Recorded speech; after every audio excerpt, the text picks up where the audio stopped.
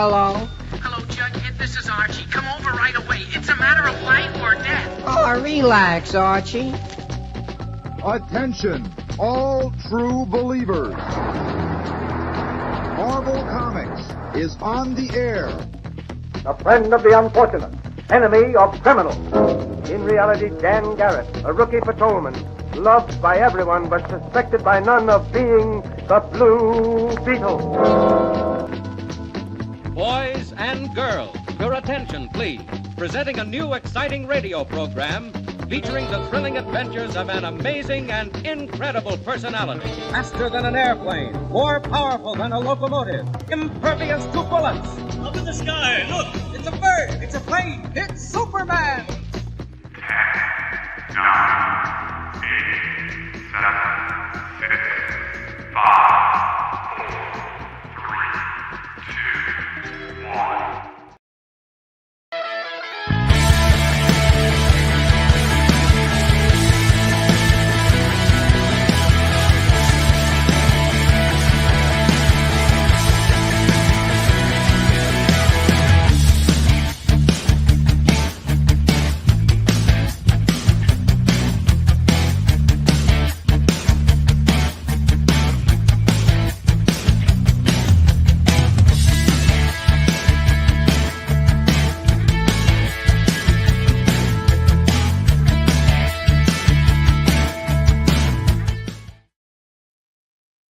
Hey, happy Thanksgiving week, guys. So, Robbie, how you doing? We were just chatting about his Cowboys and big win against the Commanders last night or yesterday. Obviously, very happy about it. Being an Eagles fan, they really helped us out by pushing us 2 games ahead of the Commanders. But Robbie's response was, "Yeah, who cares?" Yeah, who cares, man? I mean, none of us need to get fooled.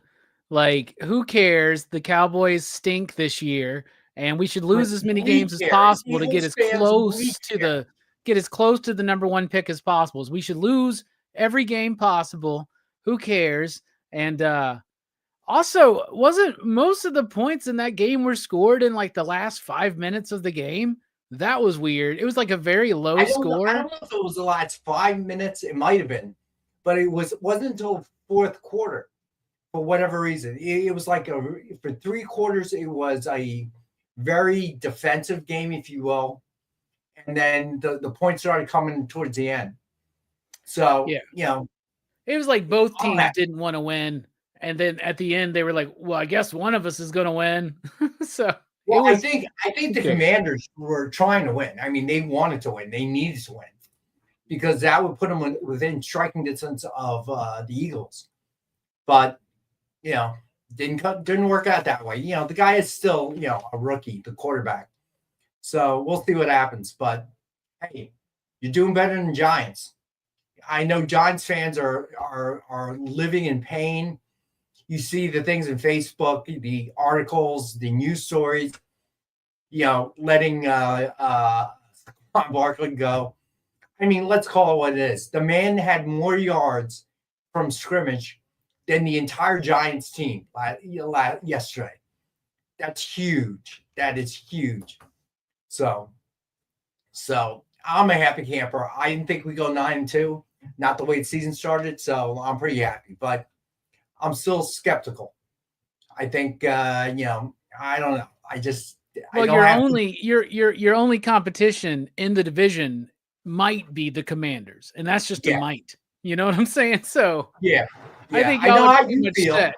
Y'all are pretty much set, Yeah, I know how you feel. Like nobody wanted to win the game yesterday between the Cowboys and the Commanders. But the Commanders came out there. They wanted to win because that would have kept them within 1 game, of first place. And the rest of the Eagles' schedule is not easy. We do face the Commanders again, but so that worked out. But as I said, nobody wants to be a Giants fan this season. They're crying their soup, man. When Giants fans, Jets fans, just feel bad for the whole New York area, man. Yeah, Jets fans. Well, you know what? They're used to it, though. Is that what you're saying? What's that? Are you trying to say that the Jets fans should be used to it? Well, they sold their soul to Aaron Rodgers, and he did what he did. And why anybody thought that the old man could do that, it's beyond me. You know, he's not Peyton Manning. He's not Tom Brady. He's never been that guy. He's been a great quarterback throughout his career, but it's been more physical than anything else. The guy's actually kind of poisonous, but yeah, and weird. I'm with you, bud. I'm with you. I mean, what is that reality show that they have on? You know, Mara said it. You know, he's going to lose sleep if Saquon ends up with the Eagles, and that's what happened. Yeah, I saw that. I'm actually very happy for the Browns' success. And what I'm going to say is probably somewhat controversial. Wait for a few more people getting room before it gets started. But I'm very happy that the Browns are losing. And now with Jameis Winston as QB, they're doing well. Because to me, and whether you agree or disagree, okay, when what's his name from the Niners? Becky Bate, what's up?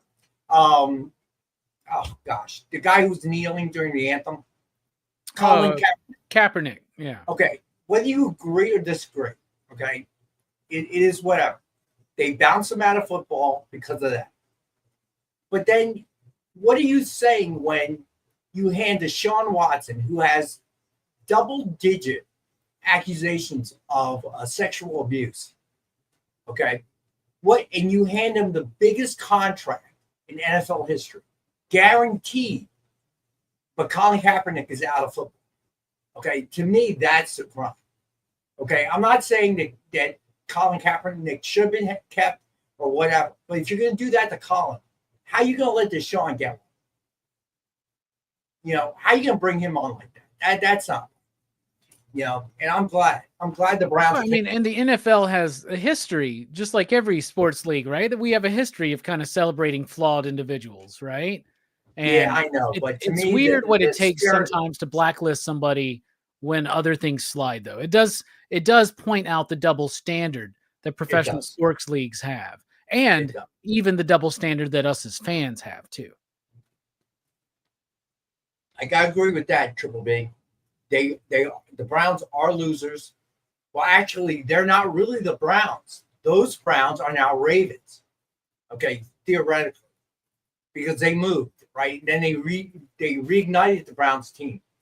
But they have been perpetually losers, but this time it was deserved. You know, it's kind of like the Lions. But, you know, the Lions, I'm happy to see the success they're having this season. They finally turned that corner, so it's kind of nice to see you root for them. But after what happened with Deshaun Watson, I can never be that guy. Okay, he makes Aaron Rodgers look like a saint. And Aaron, let's face it, he's kind of goofy as he's gotten older. He's gotten kind of weird. Okay, he's got a lot. I feel like Aaron Rodgers is that dude who's got too many people around him saying yes. Yeah, I agree. I agree. You know, but to a certain extent, it was crazy. There you go. All right, so I want to mention. All right, so the winners. So last week's winner of the comment section is, and I see she's in the house, Becky Bate. Congrats. And you have won the Fantastic Four number 329. And to remind everyone, after the show's over, leave a comment. And I'll tell you why Becky won. Okay. I haven't been using randomizer. I read through all the comments, and a lot of them were really good. But Becky thanked us for being her LCS, because I know that she had mentioned in the past that she lives in an area where there isn't one very convenient to her. So we're happy to act as one. Okay. So that's why she won. I really like that comment. There were some great ones, though. I can't even begin to tell you. You guys are getting more creative, and I appreciate that. And I enjoy reading them. So, and not that I didn't before, but I really enjoy reading them. I almost anticipated seeing what people say. So quick shout out to everyone in the room. And then let's see, we will talk about, where's my cursor? There it is. and then we will cover what is the giveaway of the night. All right, so let's see who is in the room. We've got. Let's see. All right. There's nothing in good taste, Eddie, about low-calorie spam. Yeah, it's contrary. It's a contradiction. All right, so Preston in the house, Triple B, Marcus. Let's see who else. Commander Meath, Preston. Let's see. Alberto, what's up, man? Edward. All these fine, beautiful people out there in the chat. I hope everybody hit that thumbs up button. So, Alberto, yeah, the Niners have been a surprise as well. I didn't expect them to have such a rough year. Thank you, Eddie. I always have fun doing Rock and Robbie Live. So, Robbie, what is the movie of the night? Oh, tonight we conclude our look at the Back to the Future trilogy with Back to the Future Part 3. That's right, Doc and Marty go back in time to the Old West and Back to the Future Part 3 tonight on PCP Movie Night. There you go. Back to Future 3. I enjoyed that one. That one was good. I really liked it. And a lot of people my age have the same recollection of it. That's the one we liked the least as a kid, right? Because it was about like Doc Brown's love story and they were just in the Old West and we just got back from the future, right? But as I grew up, I really appreciate Back to the Future Part 3. I actually think it's better than 2. It is better than 2, I think. But still not as good as 1. Did you just come in here and fix the slabs? No, I was going to go, Doc, we have to go back to the future? Great Scott. Thanks for sharing. We appreciate it, Alex. Happy to help. But yeah, I really enjoyed that one as well. Especially the big white wall tires they ended up putting on the DeLorean. Yep. Good stuff, man. It's a great movie. It really, really is. And it's been a fun revisit over these last couple of weeks. Tonight's going to be no exception. This is something, it seems obvious. Yeah, y'all should do Back to the Future, right? But it's because it's so obvious, we never really tackled it. But it's been a very fun revisit. And we've been able to, like, when you watch a movie for one of these kind of shows, you watch it with a different kind of a perspective. And you can actually unlock or notice things that you never noticed before because you're trying to look at it a little bit more critically or a little bit more in depth, right? And these 3 movies, I think it's the best trilogy of all time, cinematic trilogy. I mean, is there a better 3 movie 1, 2, 3 punch? Like, I don't know. So let me say this: I don't think 2 was bad at all. I enjoyed 2. I thought it was a good movie. I agree. It just out of the 3, it's probably the worst of the 3. Again, not a bad movie. It really worked. It really did. So yeah, you could be the biggest fan of oranges, right, Rex? And somebody gives you 3 oranges, right? And you can look at them and you can eat them, and then you could go, this was number 1, this was number 2, this was number 3. You love all 3 of them because they're oranges, but maybe one had like one like spot that was a little bit sour. You know what I'm saying? And like, that's kind of the thing. We're talking about like just minuscule differences.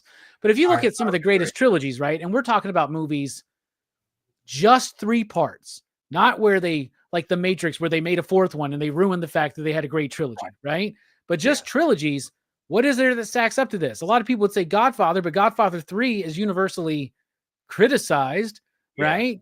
But all 3 Back to the Future films are universally acclaimed. And I can't think of a trilogy really like that didn't go beyond part 3, you know? So Lord of the Rings, Alex says. Yeah, Lord of the Rings is a really good one. In fact, this year for November, it was either going to be Lord of the Rings week to week or it was going to be Back to the Future. And we let the audience vote and they overwhelmingly supported Back to the Future, probably to save themselves 8 hours. Right. Sean Butler, what's going on, man? All right, so they made more than 3 Land Before Times, Alex. There's way more than 3. All right, so the giveaway tonight is Nick's number 4, FOC by Gribo Vigante. And that is a giveaway. And the hashtag is EXP Monday, all lowercase. But Alberto, there weren't 3. And they knew it wasn't going to be 3. Yeah, So, Harry Potter doesn't count. I mean, there are plenty of movies that have great trilogies within the franchise. right. But we're talking about the franchise just being 3 movies. First of all, it's hard to even think about those kind of movies anymore, right? Because even Beverly Hills Cop now has a 4th one, So, like, it's Back to the Future is one of those rare things where they've never remade it.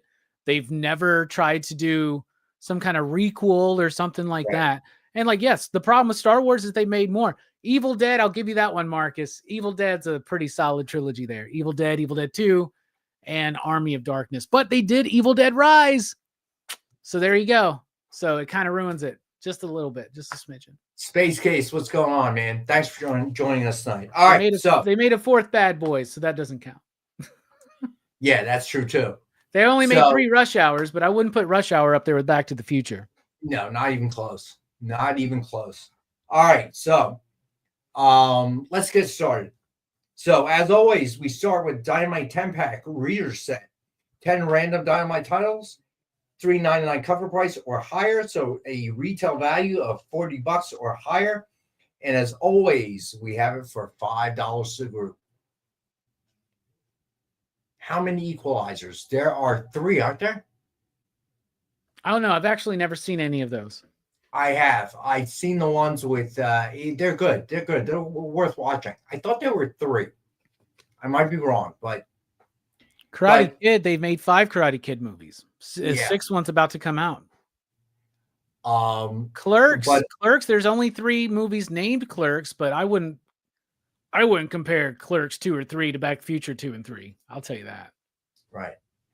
So, Sean, but weren't they the same movie? No, that's the Mexico. That's the Mexico trilogy, right? I love El Mariachi. I love Desperado. Once Upon a Time in Mexico. The same movie. El Mariachi was the Spanish version. No, it's a continuation. It's the same character, but it's a different story. But it's very similar, right? It's very similar. It's almost like a requel before requels were kind of part of it. But Once Upon a Time in Mexico, I'm sorry, Sean, but that movie stinks.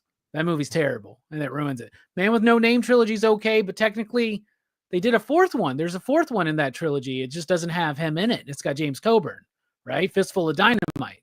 That's technically part of that series, right? Isn't it? I don't know. I don't know either. All right, so next up we have the DF Grab Bag, 15 books for $10.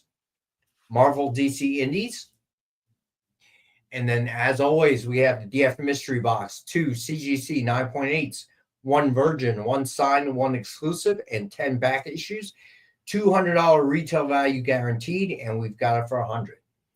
So, I saw Triple B in here. I have not seen Corey yet, but I'm going to go ahead and do this anyway.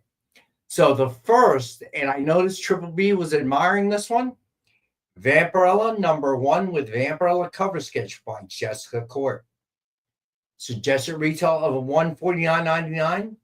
We have for $70, and unfortunately, folks, it's already been claimed. And buckle up.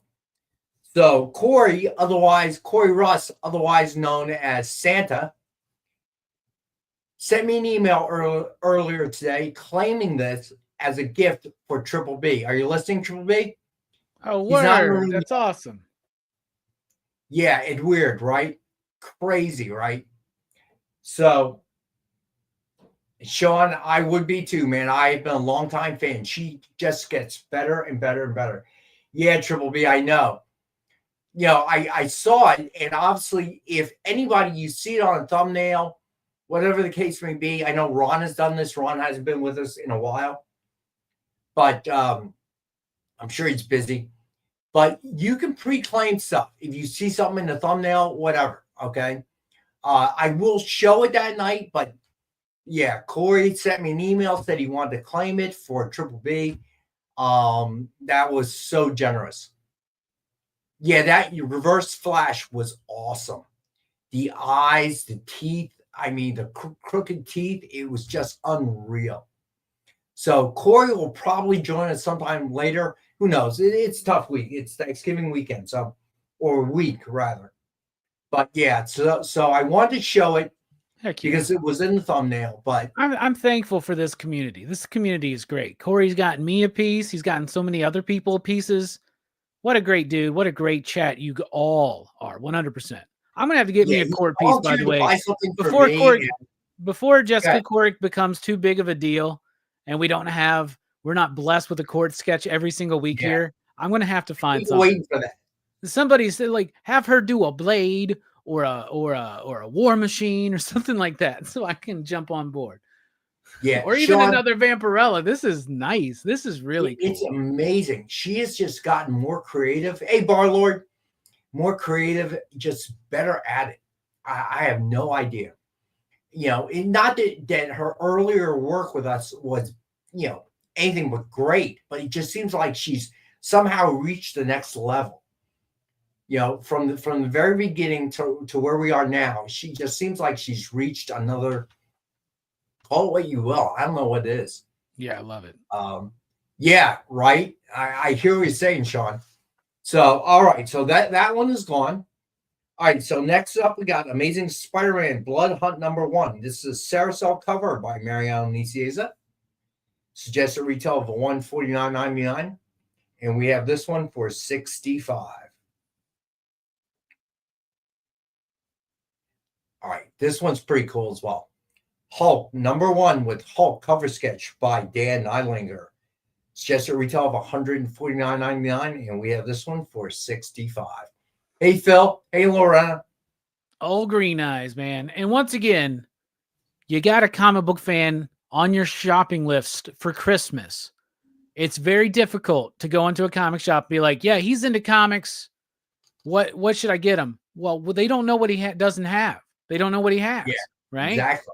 I guarantee a Hulk fan in your life doesn't have this because there's only one of them. So think about that in the next coming couple weeks. Exactly. All right. So this one, Tony Scott, another one I love. Batman #428 with Robin cover sketch by Tony Scott. It's just a retail of $149.99, and we have this one for $65. It's one of the things I love about Tony Scott's work. Some people don't like this in an artist. I do, especially when it's paired up with the right character. Here is a great example. His work, his figures have such like this, like bendy kind of exciting movement and quality of bounciness to them, almost in a way. It works really well with young characters in particular. I agree. All right. So, Jay, we have to go to our first break, right? All right. So hang out. We'll be back in a couple minutes. Go ahead, Jay. I was going to say you're good. We're only like a minute over. All right, cool. We're going to go to our first break. We'll be back in a couple minutes.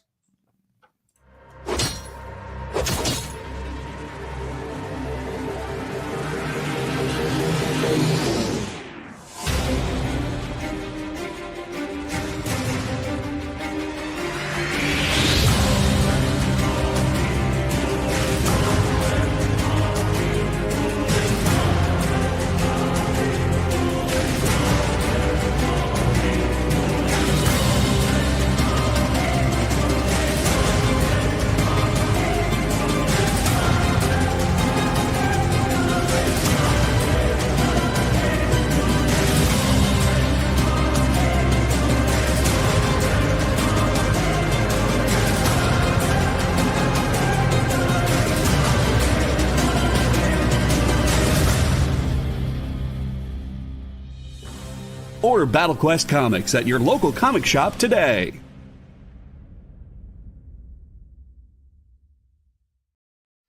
By this time in our journey, we had been on the trail of a very elusive creature for about 96 hours. But all the hard work is about to pay off. Oh, crikey, there she is. Oh, by the markings, I'd say this one's at least a 9.8. Oh, she's a real beauty. A true mint copy. Oh, this one will make a fine slab on anyone's display wall. Oh, she's a feisty one, though. Look out, look out! Mint Hunter Comics is the place to find that mint comic you've been searching for. Mint Hunter Comics, Tuesdays at 8 p.m. Eastern, part of the experience. Download our app on Google Play and the App Store. It's so simple, even my mommy can use it.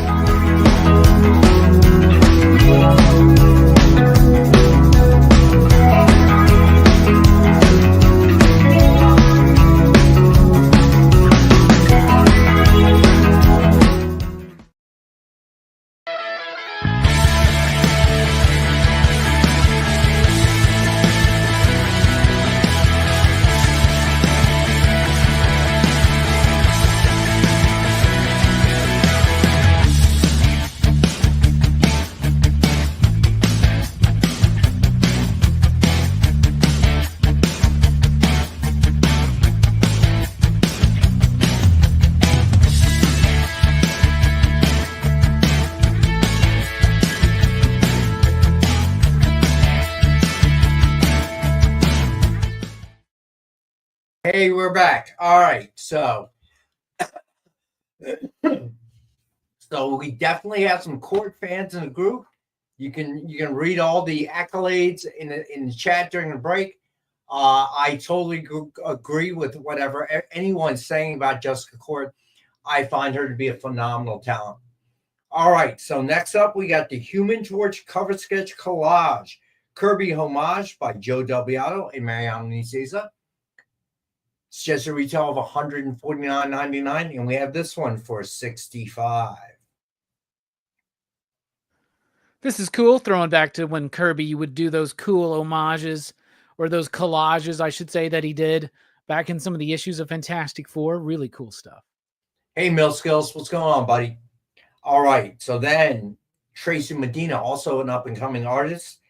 Batman number 145 with Batgirl cover sketch by Tracy Medina. Suggested retail of $149.99, and we've got it for $65. Pretty cool. Bruce Timm Batgirl there. I like that. All right, so we are still working through that collection. So we got some back issues tonight. So let's get started. All right. So first up, we have Amazing Spider-Man number 126. It is a 7.5 to an 8.0. We have for 25. First mention of Harry being Green Goblin. You know, I wonder why they never put the kangaroo in a Spider-Man movie. That's a good point. You know, Sony, with the way Sony's been doing their stuff lately, I wouldn't be surprised if there's a tease at the end of the Kraven movie to the upcoming kangaroo movie that everybody's wanting. Sarcasm. Sarcasm, in case nobody could pick up on that. All right, so next up, we got Amazing Spider-Man number 139. And weird. No, I did not, but that is weird. So let me know if anybody else got disconnected. Hopefully you didn't. That's why nobody responded to my joke about the kangaroo. They were all disconnected. I'll just take that. Tell yourself whatever you... Jay. I know Jay's got my back. All right. Triple B says no, so that means Triple B does not, in fact, have my back. It's okay. I guess y'all want the kangaroo movie. All right, so this is a 6.0, and we've got this one for 15 tonight. You know, then they would do a sequel to the kangaroo movie, and it would be Kangaroo, Day of the Grizzly, and it would be Kangaroo versus the Grizzly. Let's do it. All right, next up, we got Amazing Spider-Man number 200. This is also a 6.0, and we have this for 25. This is dope. Isn't this the issue? Correct me if I'm wrong. Isn't this the issue where he goes back and, like, finds the burglar again or something like that?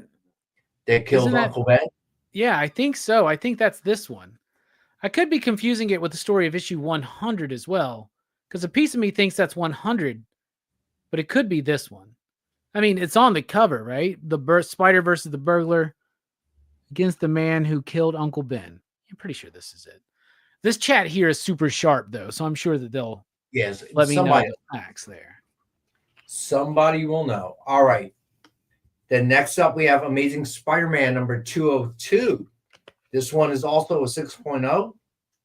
And we have this one for 20. It's always cool to see an early Punisher appearance in Spider-Man. Seeing the journey of Frank Castle as a character in these issues of Spider-Man and other things that he appeared in is wild and fun and a really cool thing to do. All right. Next up, we have Amazing Spider-Man 289. It is a 7.0. And we have this one for 15. This was such a big deal when I was a kid. They finally revealed the identity of the Hobgoblin. Then they did it about 3 more times in the years to come. So, all right, then next up we got Amazing Spider-Man number 410.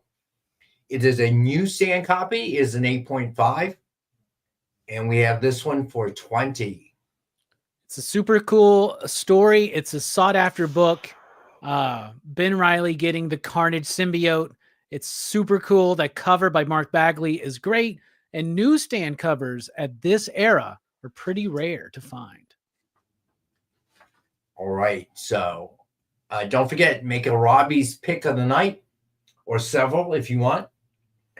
All right. Next up, we got Captain America number 180, first appearance of Nomad. It's a 5.0. And we have it for 25.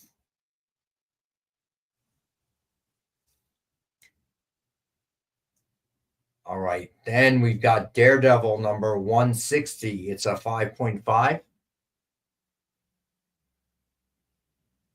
So there you go. Sean's telling you you're correct, Robbie.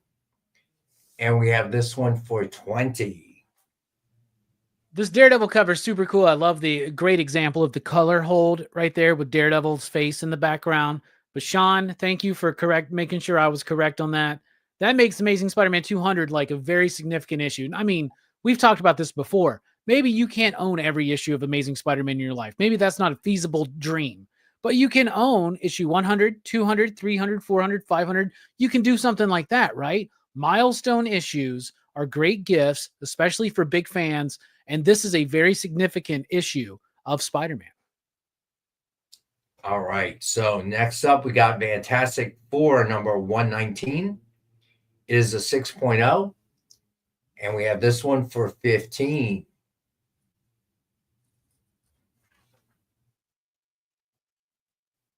All right. Next up, we got Hulk number 150.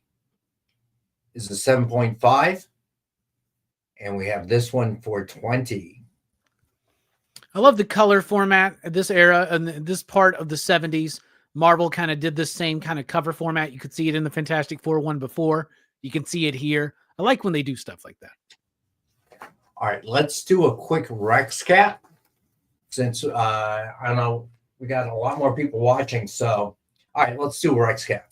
All right, so for anyone joining us, the giveaway tonight is Nick's number 411 copy FOC by Gribo Vagante.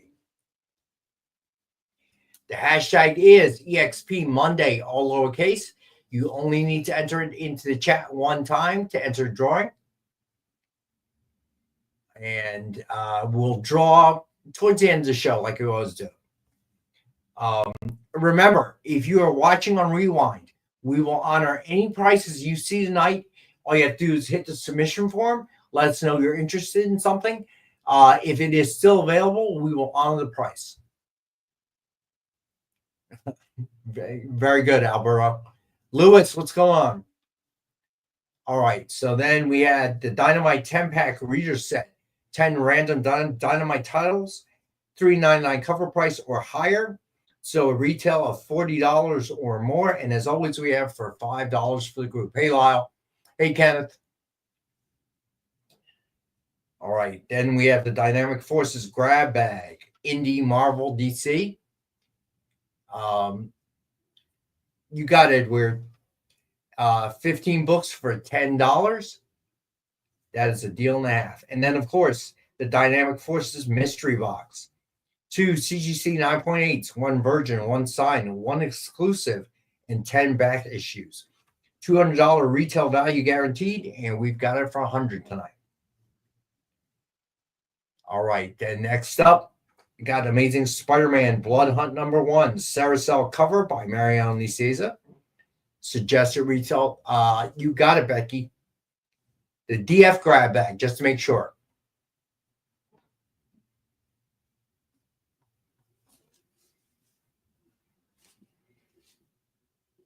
All right. Lyle, what's going on, bud? All right, so then we got Hulk #1 with Hulk cover sketch by Dan Eilinger. It's just a retail of $149.99, and we've got it for $65 tonight. All right, then we've got Batman #428 with Robin cover sketch by Tony Scott. It's just a retail of $149.99, and we have it for $65. All right, then we got Human Torch cover sketch collage Kirby homage by Joe Del Beato and Mariano Nicieza. Suggested retail of $149.99, and we have for $65. Yeah, we're does kind of like Eric Bana's Hulk a little bit. All right, then you got Batman #145 with Batgirl cover sketch by Tracy Medina. It's just a retail of $149.99, and we have for $65. Yeah, we can try. Absolutely. Sounds like Becky's getting herself some stocking stuffers, possibly. That's Sounds what those that grab way. bags are great for, too. All right, so then we move on to the back issues. So to start, we had Amazing Spider-Man #126. First mention of Harry being Green Goblin. It's a 7.5 to an 8.0. And we have this one for $25.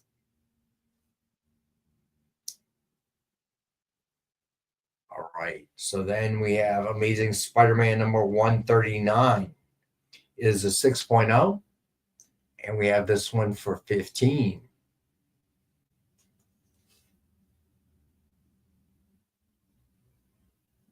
All right, so then we got Amazing Spider-Man #200. I would say it's Robbie's pick of the day. It is also 6.0. As Robbie mentioned, this is the one where Spider-Man visits the guy that killed Uncle Ben. We have this for $25, and it is a 6.0. This is perfect for any Spider-Man fan, whether they're an old school fan or a new school fan. This is a perfect gift. And I will go ahead and say, yeah, this is the first of Robbie's picks of the night. Let's just say that. There we go. This is worth getting. All right. I'll be disappointed in everybody if nobody picks this up tonight. So round guy, I'll show it to you, but it has been claimed already. All right, so the court of the day is Vampirella #1 with Vampirella cover sketch by Jessica Court.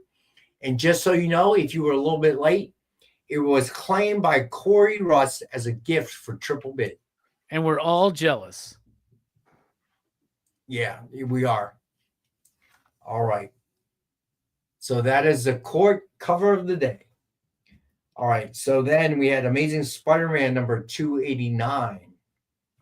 It is a 7.0. Did you see that Becky wants 2 of the grab bags now? I did not, but thank you. You take 2. All right. Gotcha, Becky. All right. I mean, I don't want to spoil this issue for anybody, but it's Ned Leeds. So there you go.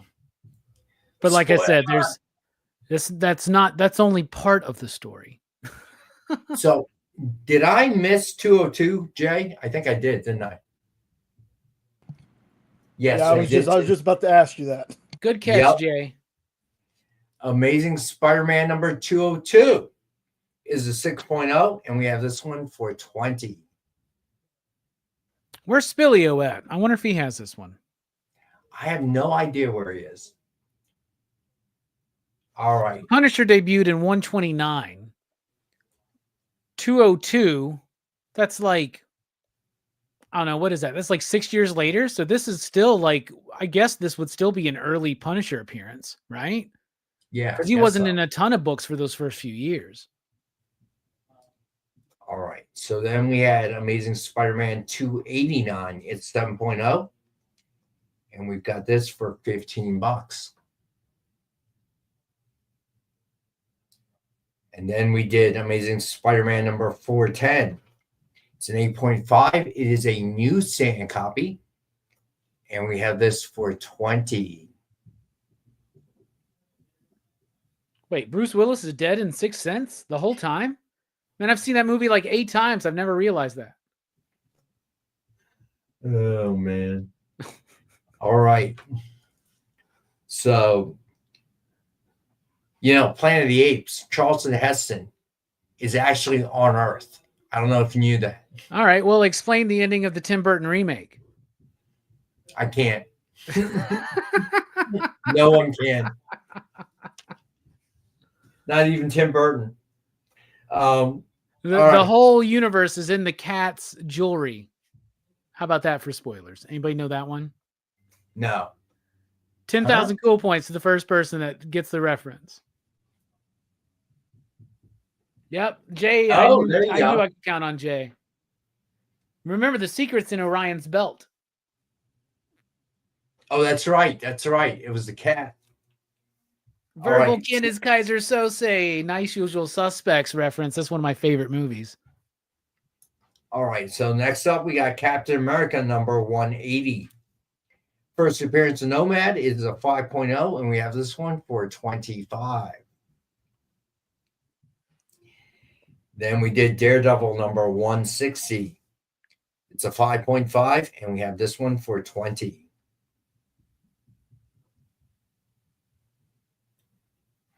And then Fantastic Four number 119 is a 6.0, and we have this one for 15. I got the greatest spoiler. The greatest spoiler of all time, y'all. Rosebud is just the name of his sled. How about that? Yeah, right. Soylent Green was a really an underrated movie. I feel like underrated. I felt like it didn't get the, recognition that it deserved in a sense. Okay, I wasn't really there when it first came out, so I don't remember what the response was. But it's definitely because of that ending become like known, right? It's kind of like a meme. Well, it had an A cast. I mean, it had Charlton Heston, and it had who was it? Very famous actor, the old man. I just know Charlton Heston. I mean, I'll be honest with you, I don't even think I've ever seen Soylent Green. Are you serious? Yeah. Dude, you have to review that movie. It's just one of those things that's in the collective. Oh, Edward G. Robinson. That's who you're talking about? He's in there? Yeah. Edward G. Robinson. All those old detective stories and stuff, man. Yep. I got to tell you, you got to review that movie, dude. Now I know the ending. It doesn't matter, dude. It doesn't really matter.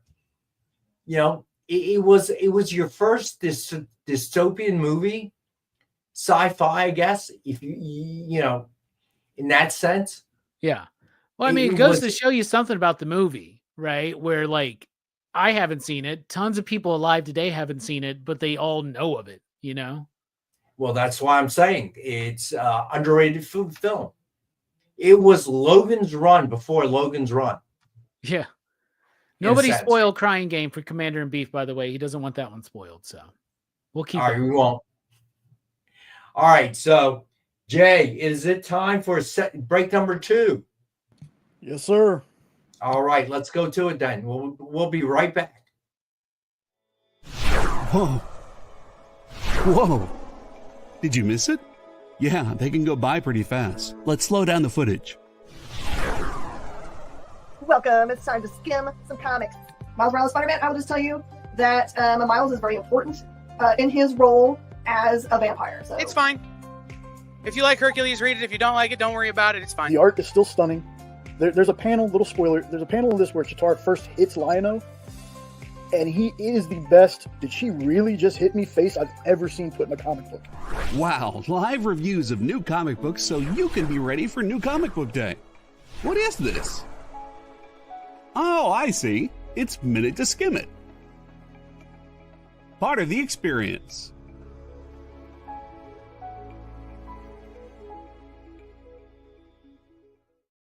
Symphonic verses, Nocturne's romance. A song of romanticized darkness, dreaming death by sleep.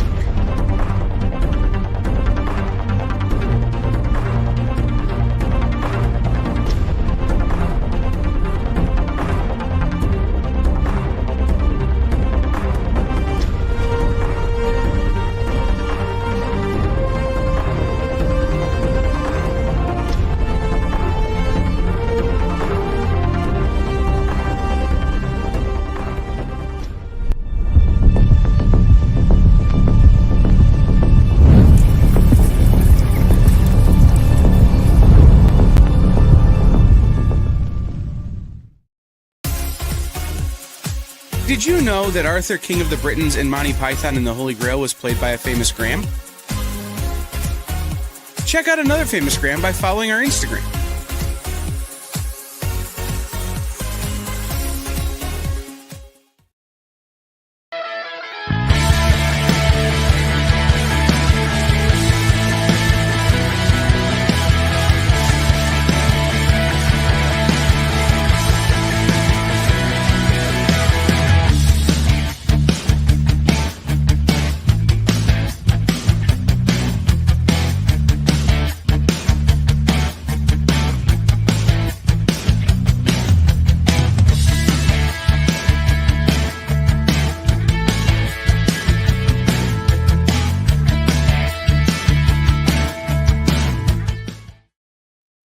All right, we're back. So word has it that Robbie will review Soylent Green sometime in the future. Well, one way to guarantee that I review Soylent Green is to send me a copy for Christmas. So I do this every year on Christmas and my birthday. I have an Amazon wish list with a bunch of movies. I'll add Soylent Green to that. And if somebody buys it for me, anybody that buys me any of the movies on my list, they eventually get reviewed. So there you go. Boom. There you go. Buy me Soylent Green. We'll cover it. I'll take it on VHS. I got a VCR that works right there. Let's do it. All right. So next up, we got Marvel Premiere number 19. It is a 6.0. And we have this one for 45. Hold on just a second, Rhett. I got lost. It's okay. You're good. There we go. Little Iron Fist action. All right. So then next up, we got Marvel's Greatest Comics number 92. It's 7.5. Hulk vs. Thing. And we have it for 20. Marvel's Greatest Comics, of course, reprints mostly Fantastic Four books, but other things as well, I believe. This is an affordable copy of one of the early Hulk versus Thing battles. Yeah. All right. Tales of G.I. Joe number 1 is an 8.0. And we have this one for 25. This is also a reprint book. This is a reprint, I believe, of G.I. Joe number 1, the original one from Larry Hama, Herb Trimpe. All right. So, first Colleen Wing. Oh, that's cool. She's one of the better parts of the that Iron Fist show they did. All right. So then we have Tales of Suspense number 63. It's a 5.0. And we have this one for 35. Very cool. Early Iron Man and Captain America, Tales of Suspense, when they shared credit for that book. Co-headlined that book, one could say, right? One could say. All right. So next up, we got Tales of Suspense number 64. It is a 3.0. And we have this one for 25.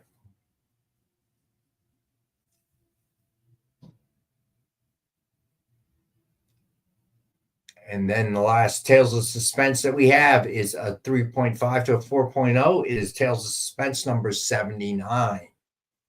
And we have this one for 20.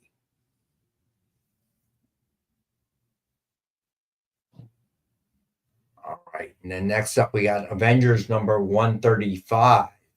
It is a 4.5, and we have this one for 15. Got Ultron, Iron Man with the nose.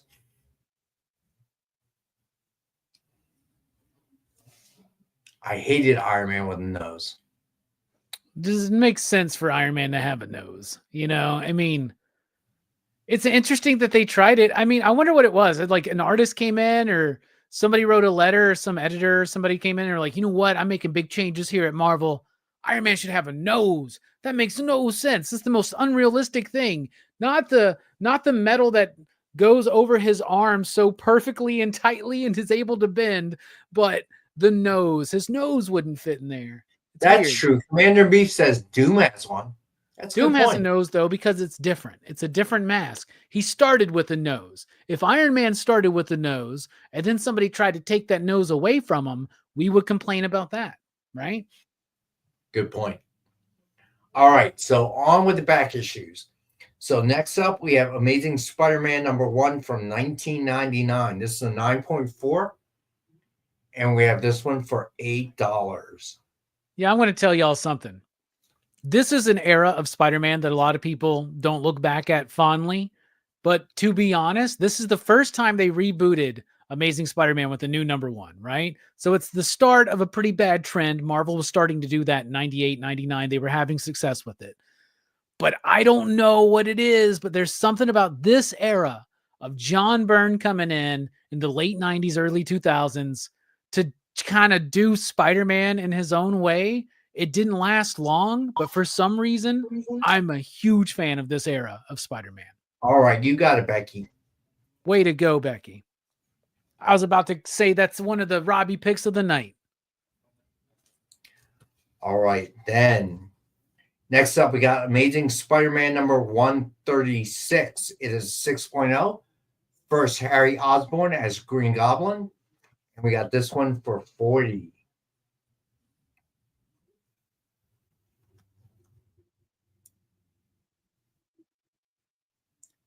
All right, then next up, we got Swamp Thing number 15. It is a 6.0.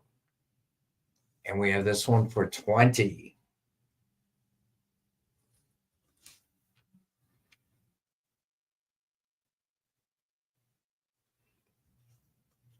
Right, then next up, we got Captain America number 168 is a 7.0.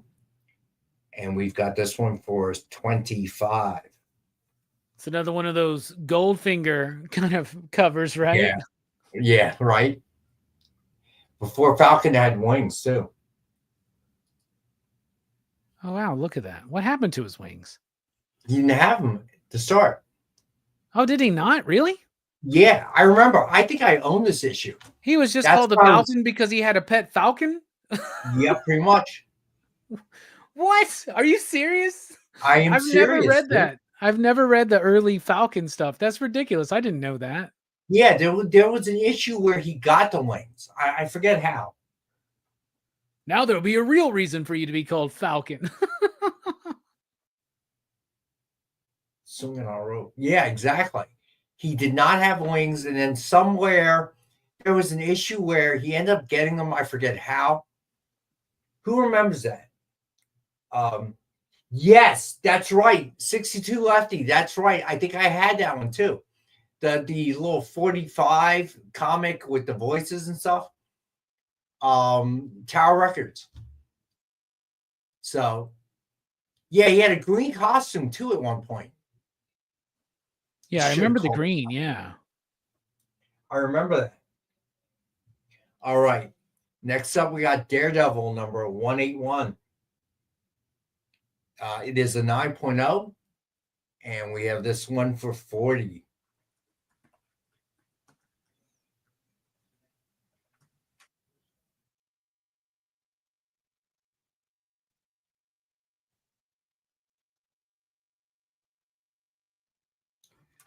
All right. His first cap, 117. All right. This, by the way, is definitely the Robbie pick of the week. This is one of my favorite comic books of all time. Is Daredevil 181. The death of Elektra. Spoilers again. Don't worry, she gets better. But this is one of the prize pieces in my collection because mine is signed by Frank Miller and Klaus Janson. But this is just a masterclass in comics. So freaking good. All right. Then we got Deadpool #1 from 1997. It's an 8.5. And we have this one for 50. Well, thank you, Becky. The smell of comics is important to me. It's good to know. All right. And then we have Hulk #172 is an 8.5. And we have this one for 20.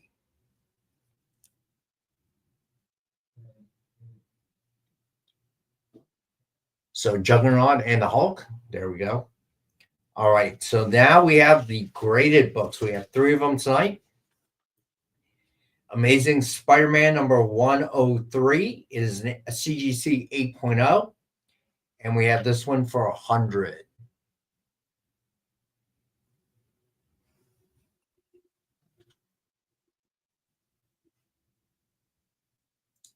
All right. Then we've got Ghost Rider #22, CGC 9.8 is a variant cover.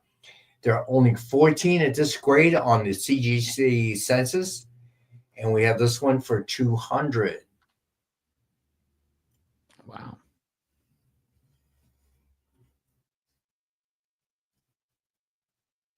And then we have Gotham City Sirens #5, CGC 9.4. And we have this one for 50.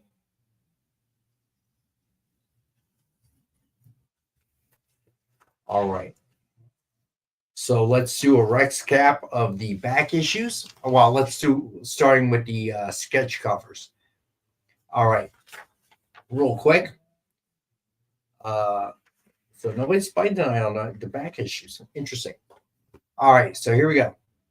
So starting with Amazing Spider-Man Blood Hunt #1, Carousel cover by Mariano Nicieza. Suggested retail of $149.99, and we have it at $65 tonight. Then we had Hulk #1 with Hulk cover sketch by Dan Nylander. Suggested retail of $149.99, and we have it for $65. Then we got Batman #428 with the Robin cover sketch by Tony Scott. Suggested retail of $149.99, and we have it for $65. Then we had the Human Torch cover sketch collage Kirby homage by Joe Del Beato and Mariano Nicieza. Suggested retail of $149.99. And weird, good one. And we have this one for $65. Then we had Batman #145 with Batgirl cover sketch by Tracy Medina. Suggested retail of $149.99, and we have this one for $65. All right. Then the back issues. Amazing Spider-Man #126. 7.5 to an 8.0. First mention of Harry being Green Goblin. And we have this for $25. Then Amazing Spider-Man #139 is a 6.0, and we have this one for $15. Then Amazing Spider-Man #200. It is also a 6.0, and we have this one for $25. Then we've got Amazing Spider-Man #202. It is a 6.0, and we have it for $20.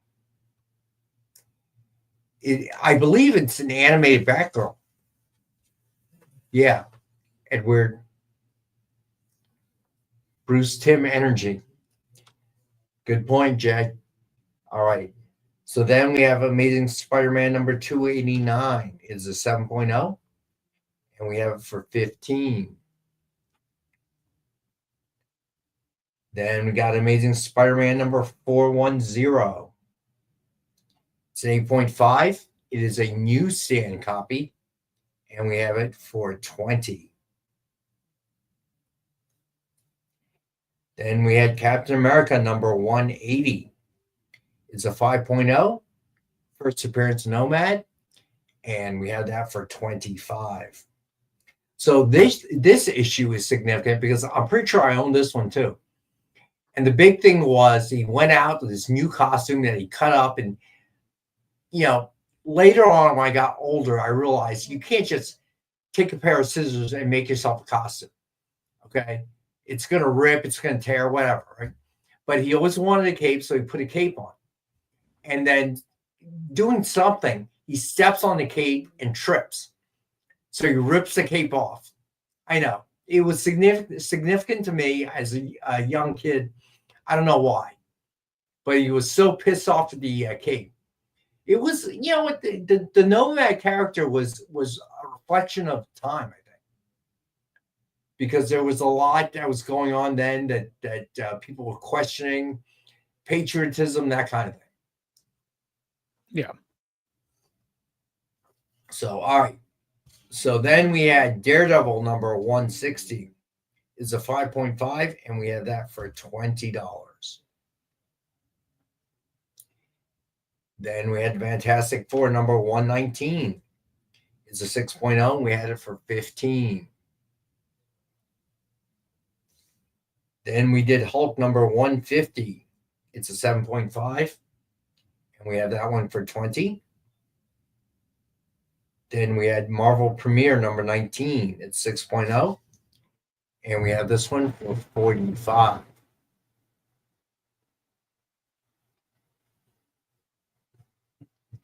Then we had Marvel Greatest Comics number 92.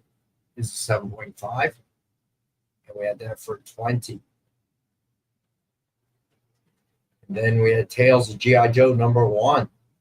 It's an 8.0. We have this for 25. CJ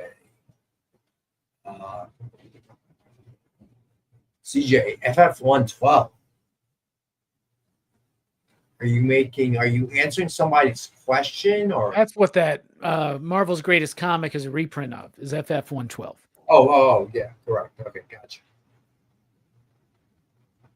All right, so then we had Tales of Suspense number 63. It's a 5.0, and we've got it for 35.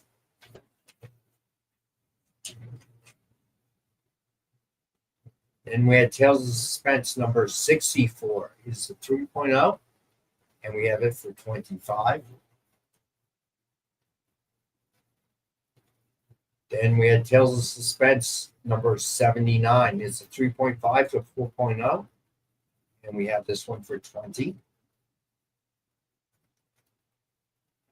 Then we had Amazing Spider-Man number 136. It's a 6.0. First Harry Osborn is Green Goblin. And we have that for 40. Then we had Swamp Thing number 15. It's a 6.0. And we have this one for 20.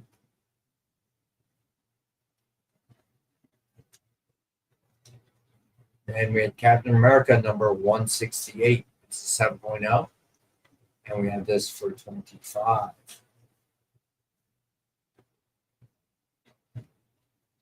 And we have Daredevil number 181. It's a 9.0, and we have it for 40.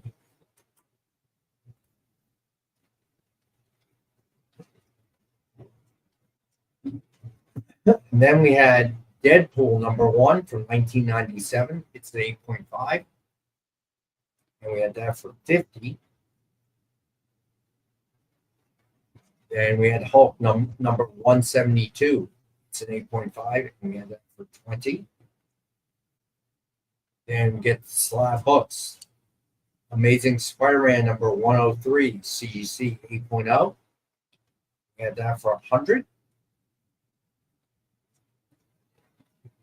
And then Ghost Rider number 22, CGC 9.8, variant cover. Only 14 on the CGC census at this grade. And we have it for 200. And then Gotham City Sirens, number 5, CGC 9.4. We have that one for 50. All right, so let's do incentives. Then we'll get to last week's Dynamite books and the ones releasing this week. All right, so here we go. All right, so the incentives start with Amazing Spider-Man. These are not from last week. These are actually older ones. Amazing Spider-Man Volume 6, number 60, 125 ratio by Alessandro Cappuccio. We have this one for $10.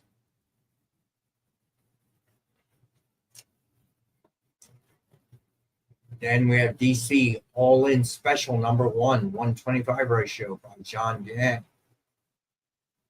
And we have this one for $20. The DC All-In Special has been selling out across comic shops and right now has been kind of climbing up a little bit on eBay. So this is a really good price for a 1 in 25. All right, so then we got Marvel Superheroes Secret Wars number 10 facsimile edition, 125 ratio by Paco Medina. We have this one for $15. Love the homage to the classic frame variants there. Round guy, gotcha. Round guy.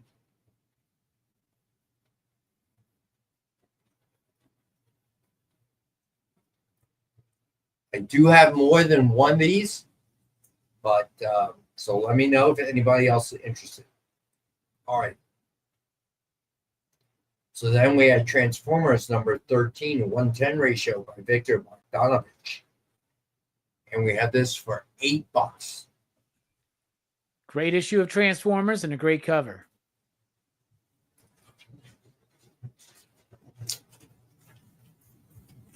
All right, so then we have Transformers number 13, 125 ratio by Jorge Fornes.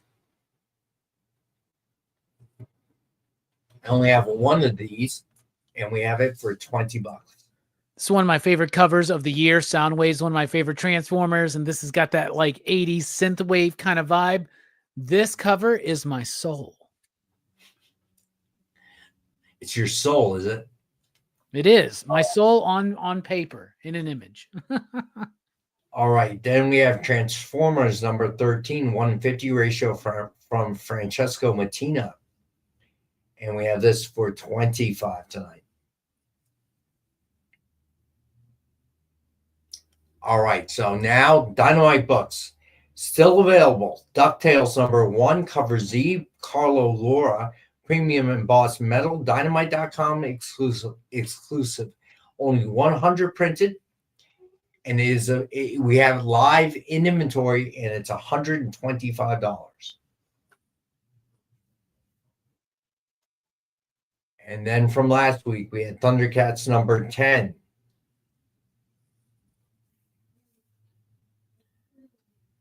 So most of the covers are cover price of $4.99, but certain ones like Virgin covers, ratios, they're going to be higher. But let us know which cover with the letter that you're interested in, and we will get you a price.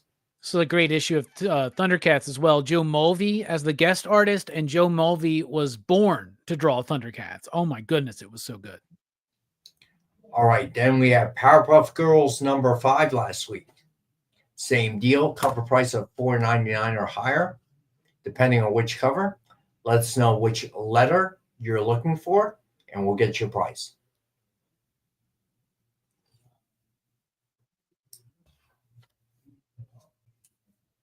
All right, then we had Thundercats Chitara number 5, cover A by Sue Lee.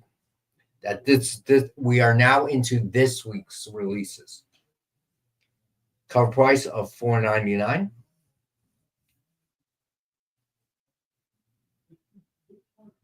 And then Thundercats Chitara number 5, cover B by Ted Brandt and Rose Stein. This one is also cover price.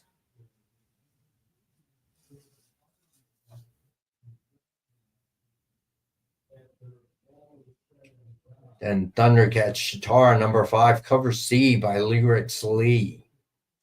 This one we also have a cover price.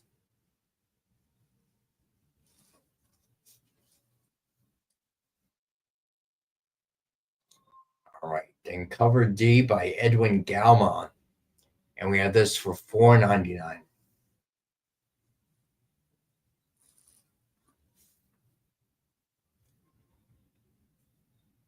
Then we've got Chitara number 5, cover E by Cat Staggs. Also $4.99.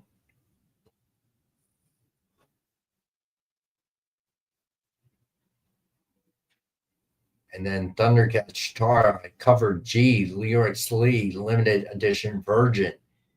And we have this one for $50.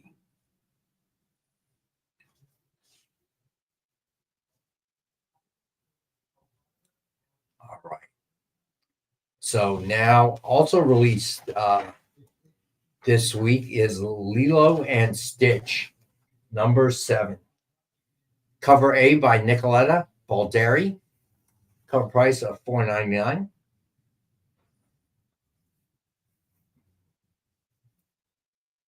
Cover B by Trish Borsner. Also cover price. So we're moving faster than expected. So let me ask everybody out there in the group, what books do you want to see tonight? We'll grab some stuff. We won't have Jay's great graphics and stuff to help us, but if there's something you guys want to see, tell me. And we can try it. So put it in the chat. I'm curious. What do you want to see, Robbie? What do I want to see? I want to see more Jessica Court. That's what I want to see, man. I think there's a lot of people want to see that as well. Action Comics number 1. All right. So I can randomly grab some Jessica Court and Thundercats Apex. Not time yet for that one. What's that? I said it's not time for Apex yet, right? It's still on the horizon. Yeah. I mean, something that I can actually get my hands on. If you got some Jessica Courts to grab, I bet people would like to see them. Let me see. Let me see if I hold on. Hold that thought. Keep everyone entertained, Robbie. All right, y'all. We're gonna keep you entertained. What's everybody doing? Hey, here's a question. What do y'all think is the greatest, most consistent film franchise of all time? I'm curious. I'm curious as to what y'all think. Most consistent, meaning maybe it's not the greatest franchise, but all the movies are pretty much on the same level, right? I don't know. What are you thinking? Police Academy? Meatballs? What do y'all got? Marcus says American Pie. I don't know about that one. I think the first 2 American Pies are pretty good. There's a lot of direct-to-video sequels, though. Thomas says James Bond. James Bond is a great franchise, but I don't know if it's the most consistent franchise. There's some great James Bond movies. There's some mediocre Bond movies. And there's some crappy Bond movies. But James Bond's a great franchise. Who's your favorite James Bond? Fast and the Furious. I actually think that might be pretty solidly consistent. Say what y'all will about the Fast and Furious franchise. I think 3, 4, 5, 6, and 7 are really good. All right. Mission Impossible is a pretty solid one. I didn't like Mission Impossible until part 4, but every Mission Impossible movie since part 4 and on, I've loved. Well, I think Mission Impossible. Yeah, I'll go with that, Marcus. I think Michael Bay's Transformers. I don't know. Mission Impossible got kind of goofy when it kept going on and on and on. It's now kind of, I haven't seen the last one yet, though. So I'm kind of curious. All right, so I grabbed a whole bunch of quartz. So one-time special, I'll do all the quartz in the stack in my hand. You see 65 back there. I'll do it for 55 tonight. How about that? Riddick, only the second one, dude. I'm sorry, TJ. Only the second one I thought was good. I'd say only the first one. Pitch Black is the only one of those movies I like. Really? No, I like the second one. It was weird, but all right. So this one is a Harley Quinn one. Oh, nice. So what did I say? I said I would do it for 50? 55. All right, 55 tonight. All right. So anybody who wants the court tonight, this is your chance. These make great Christmas gifts too, y'all. She is amazing. And if you think that Jessica is not going to wind up getting a lot of recognition at some point in the near future, we're gonna lose her at some point, huh? Yeah, we're gonna end maybe. up. Yeah, yep. She'll be busy doing covers and interior work.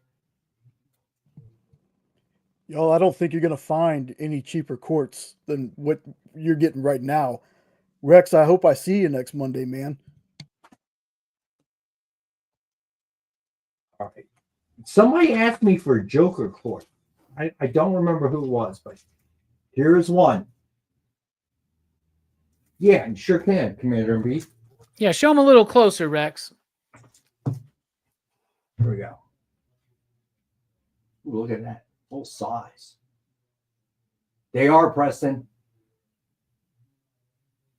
I'm making them all 55 to keep it straight. Good time to treat yourself or treat somebody else, y'all. The holiday season is upon us. Sorry, Alberto. I forgot myself. So, you want the Batman, right, Commander in Chief? All right, so we're going to have to do this the old-fashioned way. So this one's going to CMB. I think this should be a regular thing on the show from now on. I don't have that many quartz, dude. Preston wants the Flash Power Girl one. All right. I knew that one wouldn't last. You got it, Preston. Maybe just pick an artist. If it's not Jessica, maybe some. Yeah, you know what? Maybe you're right. That's a good idea, Jay. You know what? I'm going to do that. Maybe pick an artist, and sometimes we can pick a character. If you can find a few of the same character or something, like if you can find 5 different Jokers or something, that's a cool idea. idea. We'll do this. Tune in on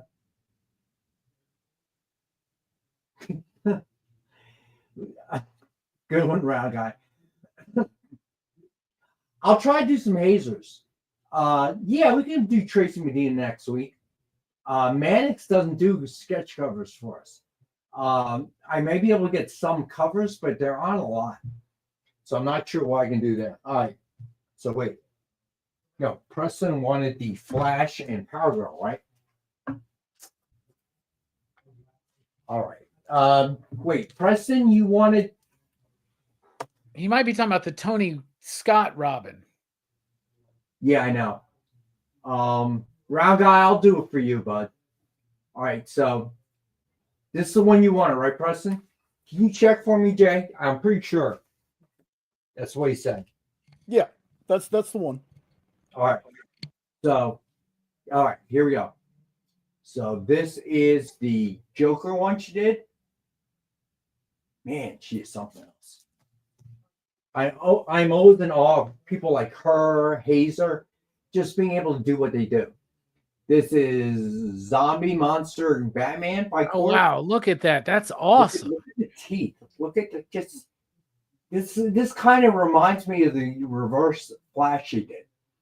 Just up close, the detail that she takes, the time. Look at that. Zombie brain. That's amazing. Oh my God. All right, Commander in Chief, you want this one? All right, buddy.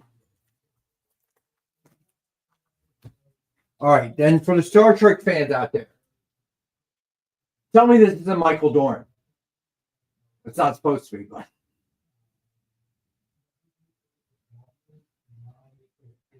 All right. And then for you old Star Trek fans, ta-da, the movie poster. Oh, look at that. I really like this movie, personally. I'm just saying. Well, what movie is this? Because I know they're doing the motion picture homage there, but this looks like it's Star Trek Beyond. Yeah, it is. I've never seen Beyond, believe it or not. Is that a good one? Spock and the Kirk are from the original, with her being Star Trek Beyond. So Beyond's good because I've never seen that one, Rex. I've never actually watched it. I own it, but I've never watched it. You should watch it. It's not bad. All right, so Round Guy wanted the Robin, which I'll do 55. Right. So let me mark that down, my friend. Let's see, Robin.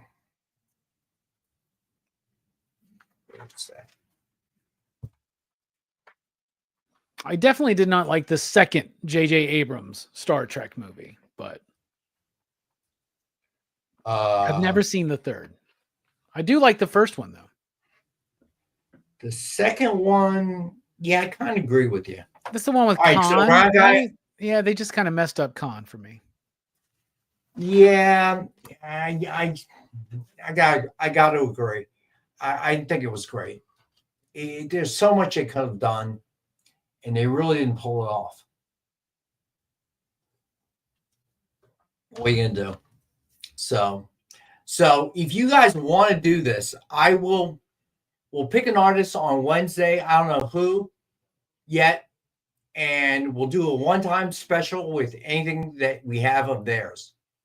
Okay, so if you have suggestions, let me know. All right. So let's finish up Dynamite books, and then we'll have to do a full Rex cap. But what else do you guys want to see? Well, to heck with it. Should I grab another artist, just a stack, and see what we can do there? I bet if you got any Hazer stuff laying around, I bet people will be interested in that for sure. Probably I have some. So you know what? At the next break, I'll go look for some, and I'll bring them in. Yo, Hazer Fest after the next break, y'all. Throw them up. Throw them up. Yeah. I might do Hazer on Wednesday too, because I don't know. Hazer is in a different place. So I don't know how many Hazers we have in the front part of the office. So I may have to go digging in the warehouse, and that's going to take me longer than a couple minutes. The quartz were easy to grab because they were right up front. So yeah, so I'm not sure if I can necessarily do Hazer, but we'll see what I can grab during the break. But you can't find any Hazers, man. Tony Scott's one I've been really digging on lately too. All right, so I'll grab some Tony Scott's and see what we can do with those. But no, Mark, it's not yet. It hasn't been released yet, so I don't have access to anything. I will eventually at some point. If anybody saw Ken's post he made on socials the other day, that dude did a lot of Transformers sketch cards. He did. Trust me. I'm right now. I know Mariano is Nicieza, who's in charge of the trading cards, but specifically the sketch cards. I grabbed some sketch cards too, I guess. I know I do have some of those. We can do some of those tonight. That's easy to find. So one box. I'm just going to tell y'all this. One thing I need in my life is a Ken Hazer Soundwave sketch. That's what I need. So when that day comes, let's see what happens. As fast as he is so backed up. So, and no, Edward, none, zero. I will never sell a Rudolph bobblehead. Yeah, Stevie B, good one. Yeah, Mike B. Alberto, I understand, my man. I totally understand. But yeah, I'll go look during the next break and see what I can find. Tony Scott, I can definitely grab. So maybe we'll save Hazer for Wednesday. Okay, let me make a note. Because then I'll have some time. If I go in the warehouse now and try to do it, it's going to be crazy. I'll grab what I can. And we'll see what we can find. But I can definitely grab Tony Scott.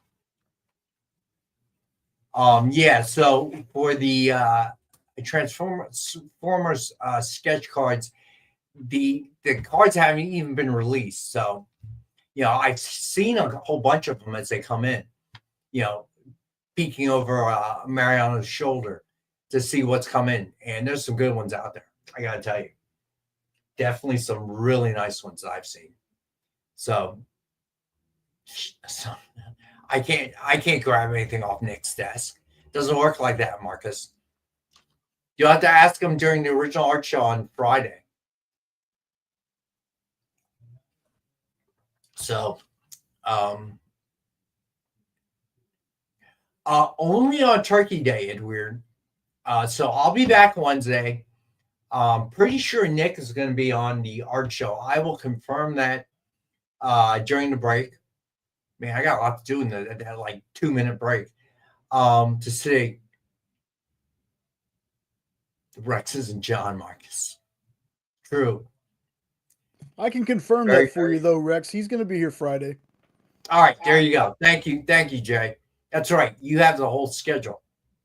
So the only day that we have no programming is on Thursday, Turkey Day, to allow everyone to be with their families. There wasn't much that came out of the pandemic that was good, but that was one of them. You know, do we really need to go shopping on Thursday? I mean, really? You know, the pre-Black Friday. I mean, it was. I'm amazed actually how many restaurants are open on Thanksgiving, which I think is, I don't know. I know a lot of families go out. Thank you, Alberto. That's probably the nicest thing anyone said to me all week. But I went to dinner with my daughter, her fiance, and my nephew. And the place we went to, I don't know if anybody's eaten hot pot. Robbie, hot pot ever? No, I never have actually. No, I know what it is though, and I want to for sure. Is there anything local to you? We got a couple places that do it. Yeah, we got a couple places that do it. I would suggest you go, bud. It's a lot of fun. Anybody who's been knows. It's basically fondue. No, Edward, we're not. It's basically fondue. They bring raw meat, different types of things. You have like a pot of soup, and you cook the meat, whatever. And there's a sauce that you make for yourself, and you cook it in the broth, and then you pull it out, you dip it, and you eat it.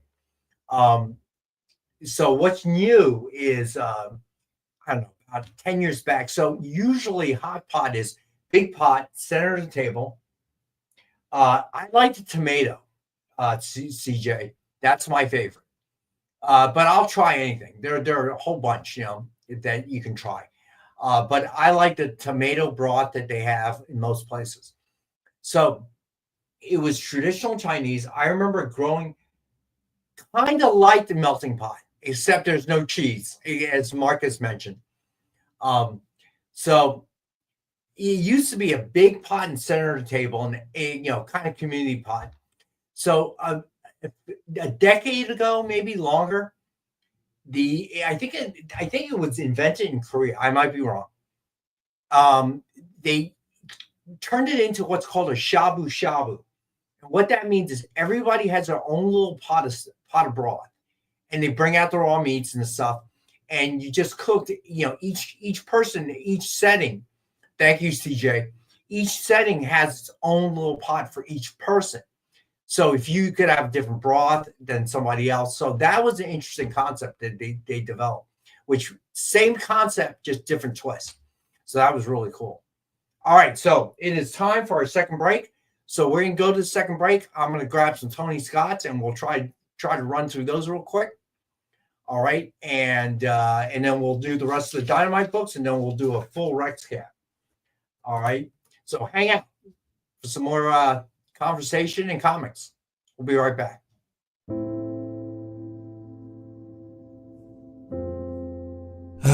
Boring old Tuesday. Kick it! Hey, let's get to it. Henri Copen scours collections and comic shops to bring you the biggest deals on beautiful comics. I'm very eager to sell these books. Plus, he smashes those other boring sales shows. Henri's got fire, excitement, personality, key books, FOMO books. Sexy FOMO books for you. A cute dog. Weird accents. 69, bro!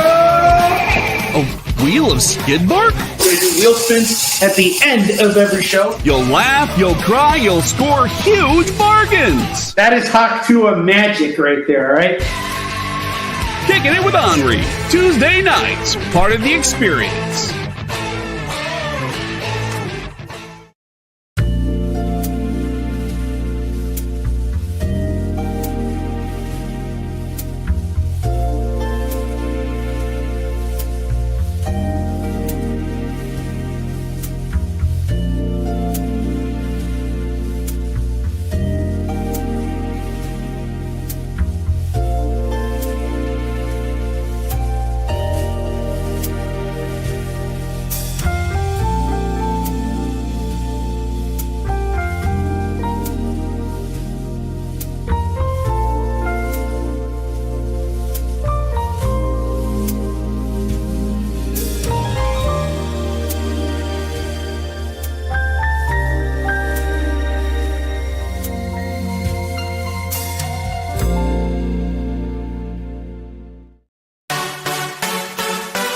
It's not just what happens when you have too many energy drinks anymore.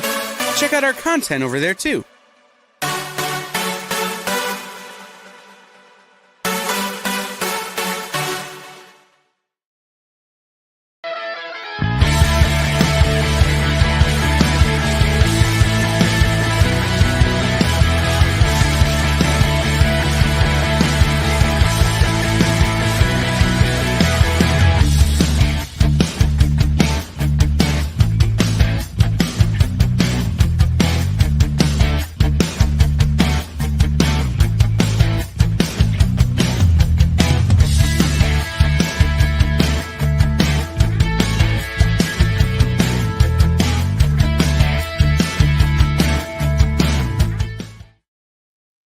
We're back. All right. So who's TJ says there are a lot of hot pot restaurants in Pensacola. So that's good to hear. It is exploded in this area. It is absolutely saturated in the area we live in here. Before there was none. There was one that opened, and then I remember going there, and then they closed during the pandemic because hot pot's not something you can take out, right? So you got to actually be there. So the one that I knew closed down. But then after the pandemic, they started opening up left and right. There's one area called Top Pot. There's another one called K Pot, which I believe is a chain. Hot pot is the name of the cuisine, if you will.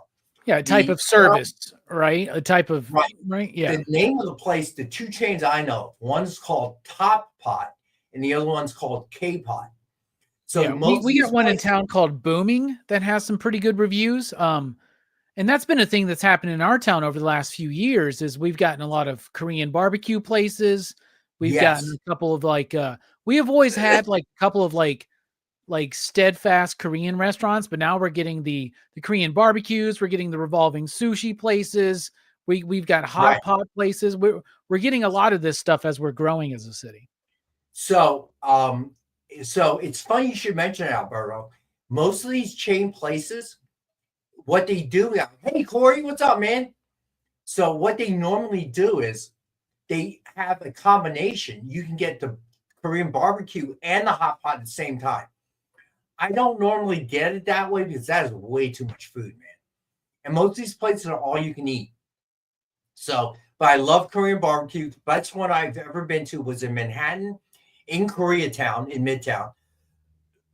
The reason it was my favorite is that most of the restaurants you go to now, they have some sort of electric hot plate or something to get everything moving.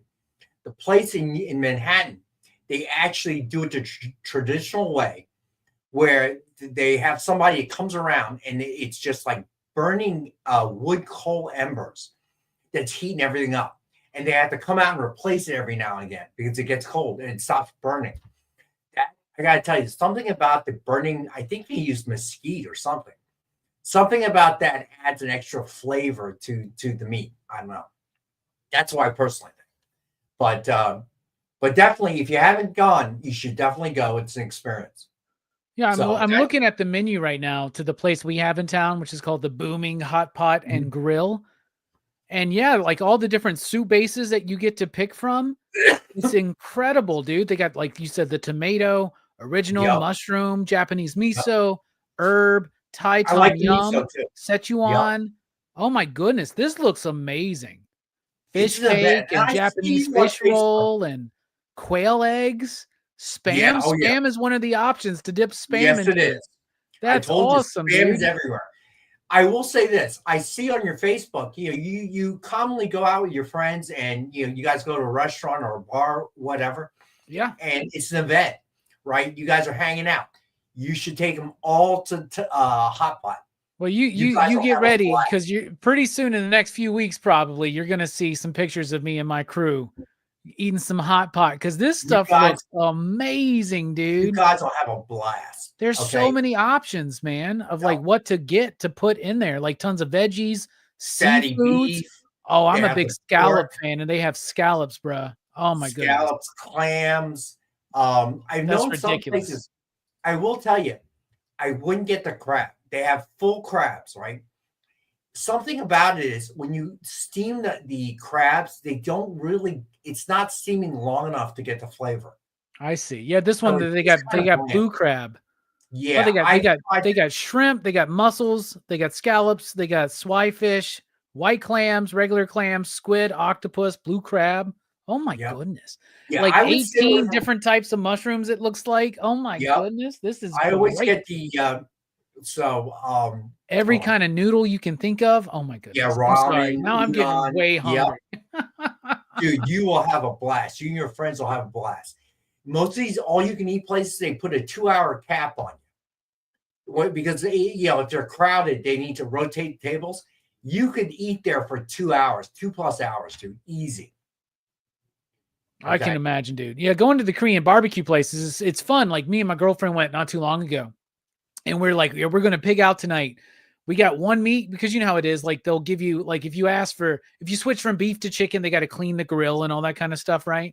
So like we had like, a couple of different kinds of beef. And then when it was time for round 2, we were like, yeah, sure, let's order it. We were done. We were already done. After one round, we were done. Because you're eating such small portions. By the time you're done, you're like, whoa, what? We ate that much? All right, so never, Corey, never. So Robbie asked for Tony Scott. Good call. All right, so here we go. So I will do these for 50. How about that? All right, and Corey, I talked about your gift to Triple B, dude. I wasn't sure if you were in the house in the beginning. I don't think you were, so I went ahead and did it. So thank you again, Corey. I know Triple B appreciates it, buddy. And these are some heavy deals, bro. All right, so here we go. So I will do the Tony Scotch for 50. All right, tonight only, since we're kind of doing this on the fly. All right, so that's Saturn Girl, obviously. Another Tony Scott Robin. I'm glad you're here, Corey. And thank you again, man. Santa Claus, otherwise known as Kris Kringle. I love this one. That is a banging Iron Fist. I will do the Tony Scotts at 50 tonight. Tonight only.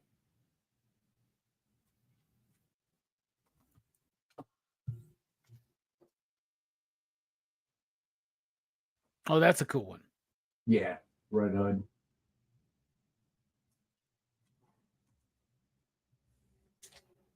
Ooh, the whole Batman family here. I don't even remember this one.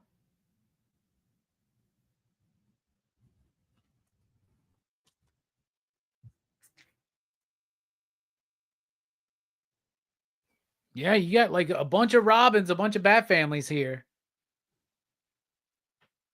He's almost got like a Travis Cherie kind of energy to him at times.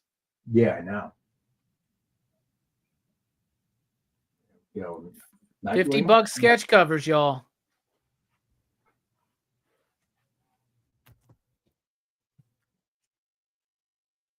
Rogue. It's like a Black Friday week special here on the EXP, right? You got it.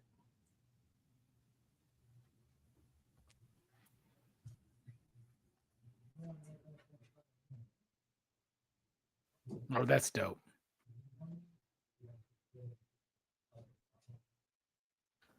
These are nice, y'all. $50 a piece too, tonight only. Oh, look at that Storm Shadow. That's so sweet.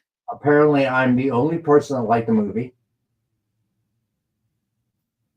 Yeah, why you got to bring up the movie? I liked it, man. I thought it was good. That Storm Shadow is dope, man. Oh, look at that. That's Bloodstone and Werewolf by Night. Nice.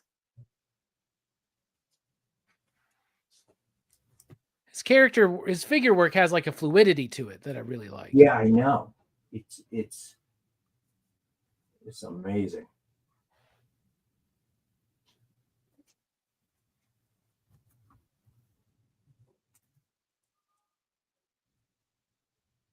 Oh, that's a dope Iron Man. That Storm Shadow is my favorite so far. That Storm Shadow's dope.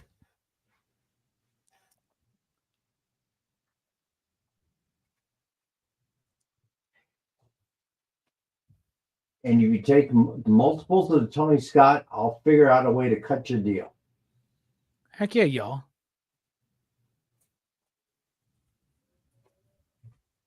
I bet Rex would even do 3 for $150.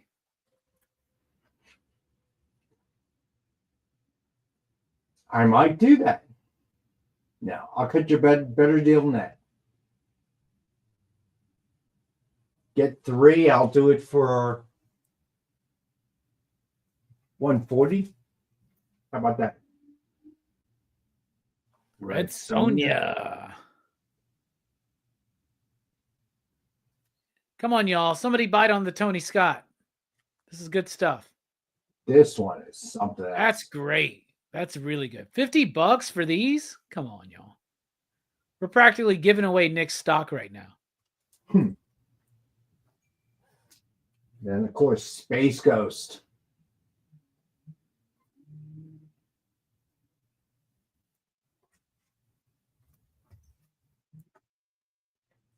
No Tony Scott fans, huh?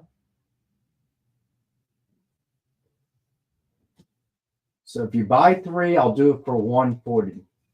Yeah, I think people like Tony Scott. They just already splurged on some Jessica Court. Yeah, I understand, Commander B. All right, we'll flip through them one more time during your recap. Let me get to the end of the Dynamite books. We'll do another Rex cap. All right, so here we go. All right, so also out this week, Lilo and Stitch number 7. Cover C by Edwin Gallman.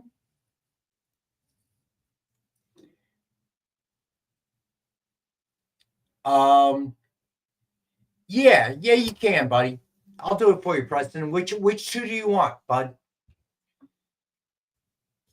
So you'll get all 3 for $140. But you got to tell me which ones you want out of the courts.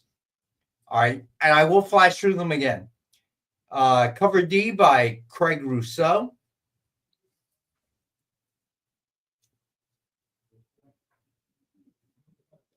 All right, so then we got Red Sonja, Volume 7, Number 16, Cover A by Lucio Perillo. Cover B by Bjorn Behrens.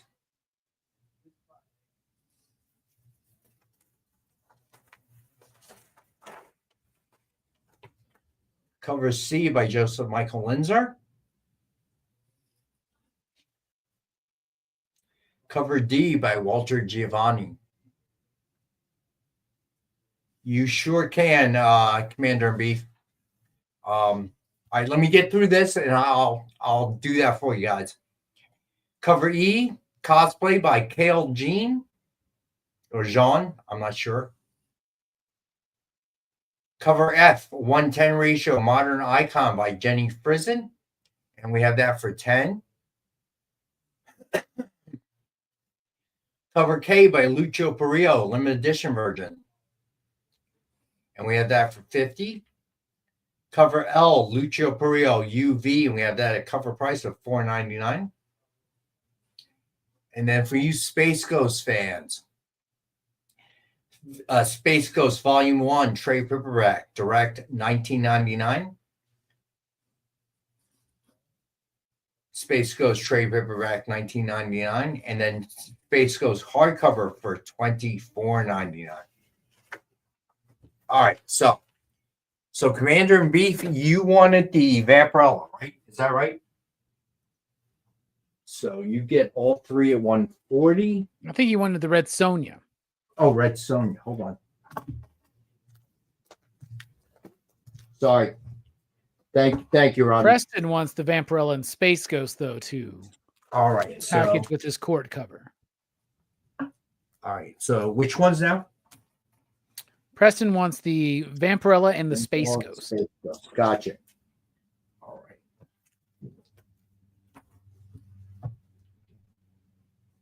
I can't believe nobody's picking up that Sabretooth or that Storm Shadow, my personal favorite. That's freaking awesome. All right. So, all right. Let me flip through. Let me Rex cap the. Let's see. Let's Let's see. Okay, you know what? I'll throw in today's sketch covers in on the deal. All right. So if you buy 3 sketch covers tonight, you get all 3 for $140. All right. So what's still available? Amazing Spider-Man Blood Hunt #1, Carousel cover sketch by Marianne Nicieza. Hulk #1 with Hulk cover sketch by Dan Niedlinger.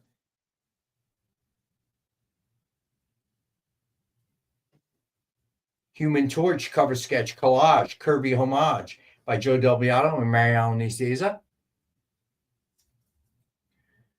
Batman #145 with Batgirl cover sketch by Tracy Medina.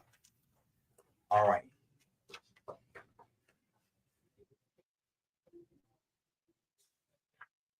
I hear you, wrong guy. All right. So the back issues, Amazing Spider-Man #126, 7.5 to an 8.0. And we have that for $25. Then Amazing Spider-Man #139, 6.0. We have that for $15. Amazing Spider-Man #200. It's a 6.0. We have that for $25. Very disappointed nobody's gotten this yet. Amazing Spider-Man #202. It's 6.0. We have that for $20. Amazing Spider-Man #289 is 7.0. We have that for $15.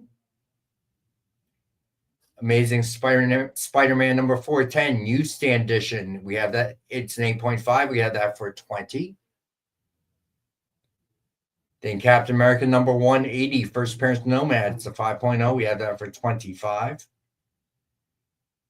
Daredevil #160. It's a 5.5, and we have that for $20.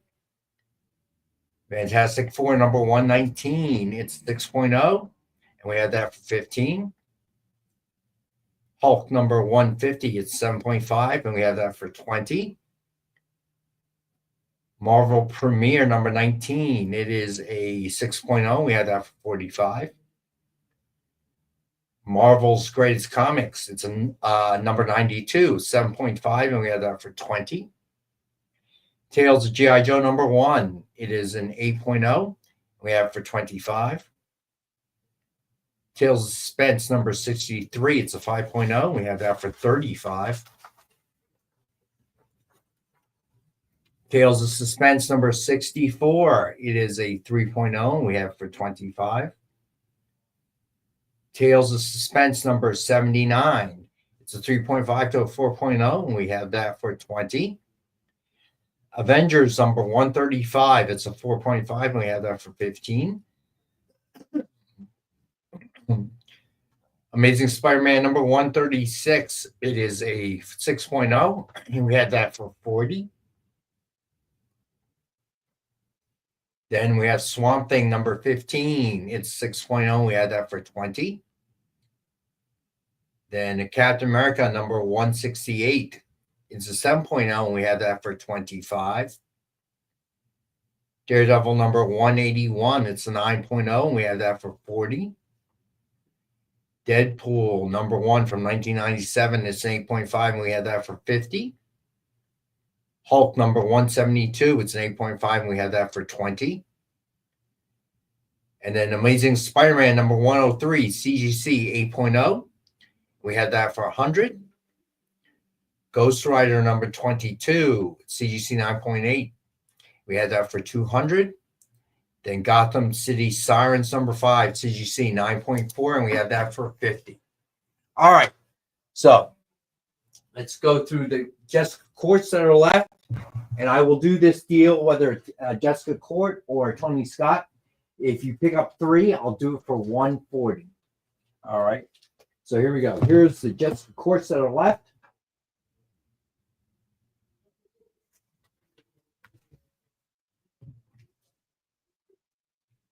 War.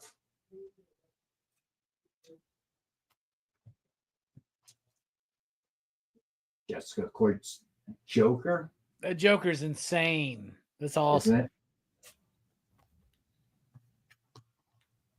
And her Harley Quinn looking a little crazy.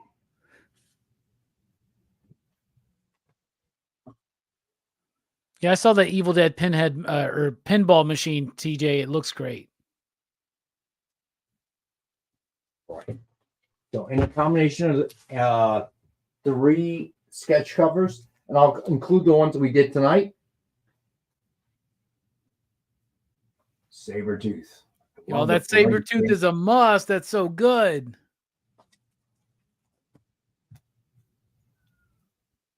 A different look on Shang-Chi.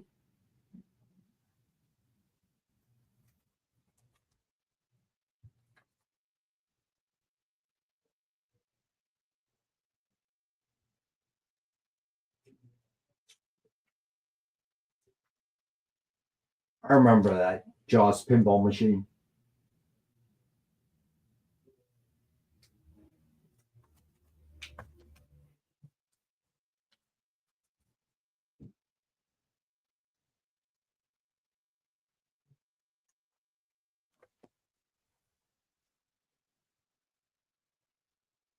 Saw a lot of people interested in this Werewolf by Night one tonight.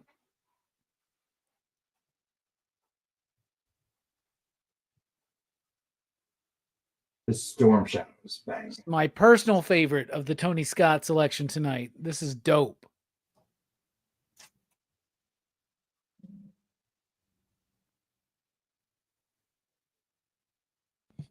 Oh, Alberto. Oh, that's so nice, buddy. Oh, that's really nice, man. You don't need to do that, but I appreciate it, man. No, he needs to do it, Rex. What's wrong with you? I'm just joking. So, Jay, Robbie, you got to tell me which ones you guys want. Well, you started the whole thing off by you being like, "Nope, I decline. You don't need to do that." Now, me and Jay is supposed to be greedy, or are we supposed to go in line? I mean, how about Jay I goes can't. first? How about Jay goes first? How about that? You guys pick one. I want Robbie to have that Storm Shadow. All right, I want the Storm Shadow. Thank you, Jay. Yeah. All right, so let me get this straight. All right, so hold on. Let me finish flipping. Alberto, you're awesome. No one's ever gotten me a Thanksgiving present before. I mean, usually my family gives me some really dry turkey and some really bad sides, but a decent store-bought pecan pie. So that's problem. No, I'm not. Oh, I'm sorry. I will certainly accept it. Most generous gift from Alberta. It would be wrong of me not. Hey, to. what's the second one you want? Let's just have Rex pick that one. He's got to get 3 to get the deal, Rex. You're messing him up. Come on. No, I said I'm going to do it, guys. All right, hold on. So let's figure out. All right, so he's gonna get one of those Jessica Courts. Is what's gonna happen.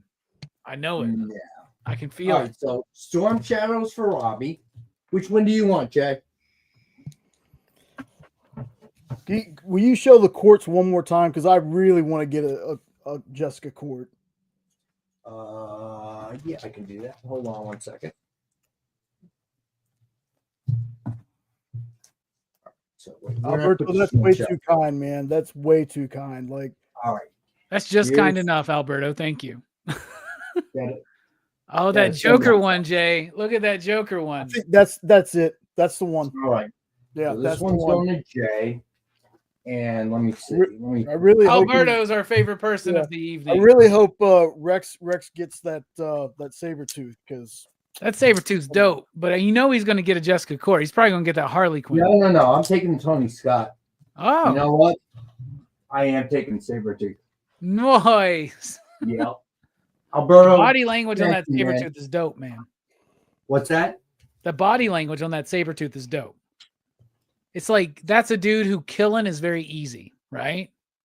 Yeah. That's the kind of body language that Dalton would give you after kicking somebody out of the roadhouse. All right. Put that over don't forget here. to fill out the form. Alberto, you're the best. Thank you. Who's filling out the form? I'm not making Alberto do it. So which one of you two's doing it? That's all right. Jay and I don't have to fill out forms. We're on file. Since I'm the one who's enjoying part of this with you guys, I'll do it. Don't worry about it. No, John missed out. We got to be like, hey, John. Last week somebody bought a present for everybody, and you missed out. Not, buddy. Since I'm the one on the back end who reads the forms, I will deal with it. but thank you, dude. Alberto, that's really nice. I mean, hey, Marcus, you would not, hey, Erwin, what's going on? You would not recognize it if I drew it, but you'd be like, what is this? Okay. I assure you, I can't even make stick figures look like sticks or figures, as it may be. So tonight, 9 p.m. Eastern, Robbie finishes up the Back to the Future trilogy. So be sure to tune in. And Jay, if you don't mind throwing that link up again. Yep, Back to the Future Part 3. Very excited for that conversation. It's going to be fun. It's been a great journey, y'all. And then next week we go into Van Damme November, or Van Damme December, my bad. Ooh, that should be good. And sometime in your future, if somebody buys Soylent Green for Robbie, he'll review that. Okay. And then, of course, we'll be back Wednesday at 7 for our pre-Thanksgiving show. So we'll do 1 hour. I promise Hazer, so we will definitely have some Hazer on there. We'll do this again. And again, Alberto, thank you, man. Between Alberto, Corey, and the numerous other members of the group that have done this, it's just, I don't know. Look, there are a lot of claim shows for comics on YouTube, okay, and Instagram or wherever else. I don't know any other where you've got people buying stuff for each other. This is one of the greatest groups I've ever been involved with. I'm glad that we are that way. Yeah. I'm glad that we're unique in that way. I'm glad that Robbie joined us when we first started. I thank Jay and JD for the great job they do making sure. I mean, you guys should have seen it.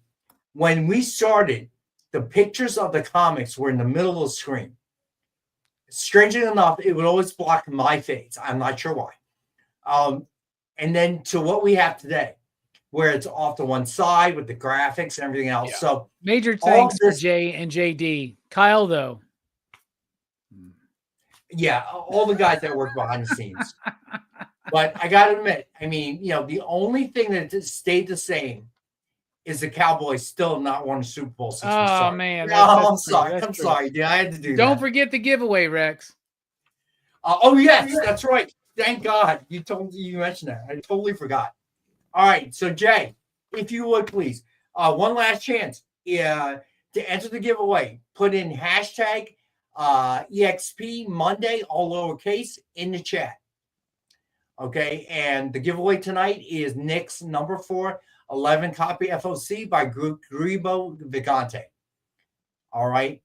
So, one last chance. We're going to spin the wheel in a sec. All right. So everybody in? I've never heard that story, TJ, but I would love to see Van Damme just own Steven Seagal. I've heard rumors of that. I would love to see that. I would love to see Van Damme just clock Steven Seagal, man. That guy's such a phony. He is. And Van Damme's career was made off of the life story of a phony, so that's pretty funny. In fact, I think that now we need Van Damme to play in a movie about the real Frank Dukes story. How about that, y'all? That's what we need. It's like we talked about this one show. Dukes totally made it up. Yeah. It was totally made up. But he wound up making the plot of Mortal Kombat. I mean, he took the idea of like Enter the Dragon basically, and it was like, yeah, I was in Enter the Dragon. You know how like when you're a kid and you make a little like white lie and you have to keep it up for a while? And then you're caught in that spiral. You can't tell the truth now. Exactly. All right. So everybody put your dukes up. All right. So everybody is in, I assume. Last chance to get hashtag EXP Monday for the drawing on the giveaway. All right. So Jay, if you would please spin that wheel. Or I usually root for everybody, but I'm kind of pulling for Alberto this time. Me too.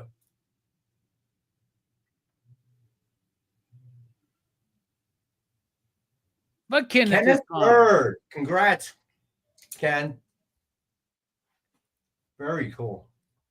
Ken Bird. All right. So I gotta say that thank you guys. Thank you, Alberto. for being part of this community. This is a great community to be a part of.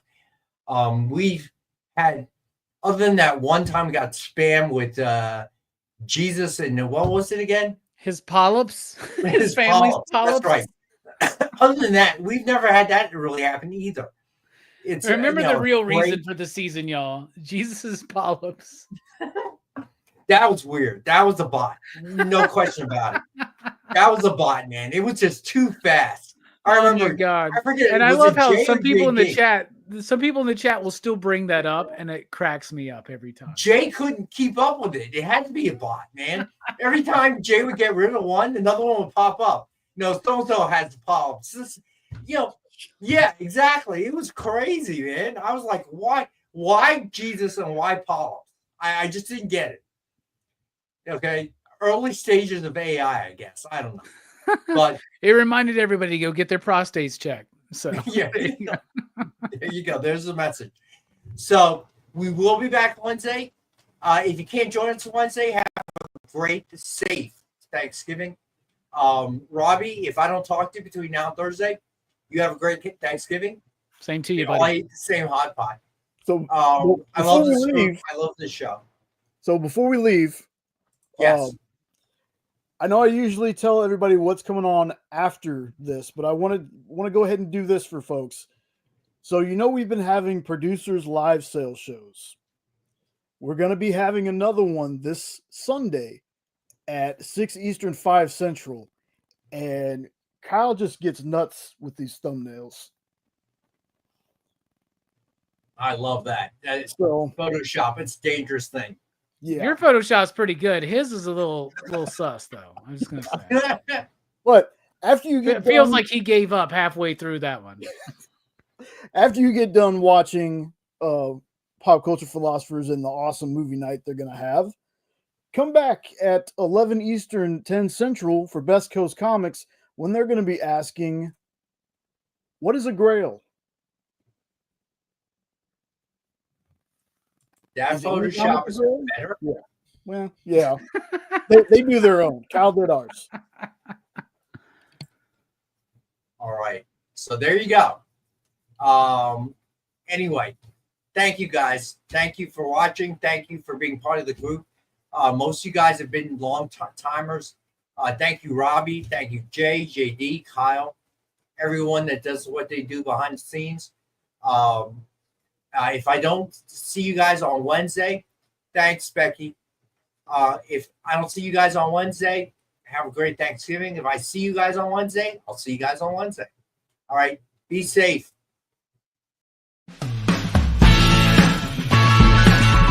Join the party. Head over to our link tree to find all the links for everywhere the experience is all the time.